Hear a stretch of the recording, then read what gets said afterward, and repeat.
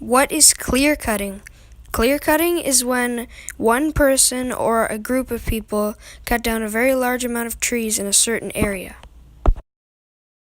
In Ontario, 88% of forest operations use clear cutting as their main source of deforestation.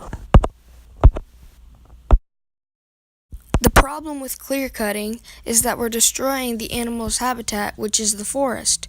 So when we clear cut the entire forest, the animals have nowhere to live, and that destroys the food chain. Some people think you can just clear cut and then the trees will grow right back.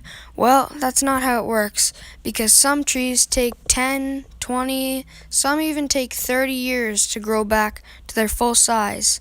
So when you're cutting down those trees for wood or paper for a house or business, you're destroying the animal's habitat, and they have nowhere to live for the next 20 years, and they'll have to immigrate to a different forest.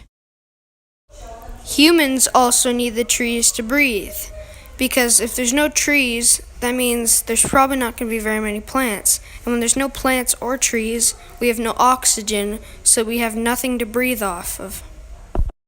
Well, what are some ways we can help? One way we can help is by using less paper. So when you're writing on a piece of paper, use both sides instead of just one. Did you know that every year just the Americans use more than 90 million short tons of paper and paperboard? That's an average of 700 pounds of paper products per person each year.